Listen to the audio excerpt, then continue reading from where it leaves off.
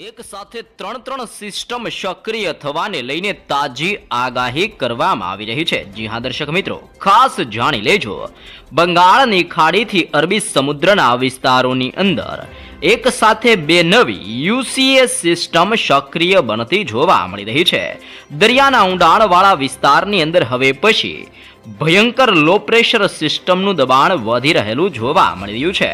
અરબી સમુદ્રના ક્ષેત્રથી લક્ષદ્વીપ આજુબાજુના સંપૂર્ણ એરિયાની અંદર અત્યારે અપર એર સાયક્લોનિક સર્ક્યુલેશન સક્રિય બનીને તબાહી મચાવી રહેલું જોવા મળી રહ્યું છે। દરિયાની અંદર વાવાઝોડાવાળી અત્યારે નવી સિસ્ટમો સક્રિય બનીને પોતાની તીવ્ર અસરો દર્શાવી રહી છે। મોટા વળાંક લેવાની સાથે આ સિસ્ટમો હવે દક્ષિણીય ભારતના તટીય વિસ્તારોની અંદર પોતાની અસરો દર્શાવી રહેલી જોવા મળી રહી છે। ઉત્તરીય ભારતના વિસ્તારની અંદર ત્રીજી અને મજબૂત સિસ્ટમ એટલે કે વેસ્ટર્ન ડિસ્ટર્બન્સનું તીવ્ર દબાણ વધી રહ્યું છે।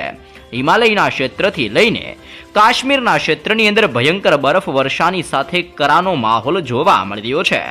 ઉત્તર ભારતના વિસ્તારમાંથી આગળ વધી રહેલી વેસ્ટર્ન ડિસ્ટર્બન્સ ધીમે ધીમે દિશાઓ બદલવાની સાથે હવે પછી લાહોર, નવી દિલ્હી, ગ્વાલિયર, જોધપુર, રાજસ્થાનના વિસ્તારથી અલ્હાબાદના વિસ્તારો અને હવે પછી રાજસ્થાનના વિસ્તારમાંથી આ સિસ્ટમ ગુજરાતના વિસ્તારો તરફ ગતિઓ કરતી જોવા મળી રહી છે। આમ ગુજરાતના સંપૂર્ણ વિસ્તારોની અંદર ભર શિયાળા દરમિયાન હવે પછી ઓચિંતાના મોટા પલટાઓની સાથે ગુજરાત રાજ્યમાં માવઠાને લઈને તાજી આગાહી કરવામાં આવી રહી છે। તો ખાસ જાણી લેજો, ગુજરાતના કયા વિસ્તારો, કયા જિલ્લાઓની અંદર માવઠાને લઈને શું કરવામાં આવી રહી છે આગાહી। હાલ અત્યારે કયા વિસ્તારોમાં નવી સિસ્ટમનું જોર વધી રહ્યું છે, સિસ્ટમો દિશા બદલવાની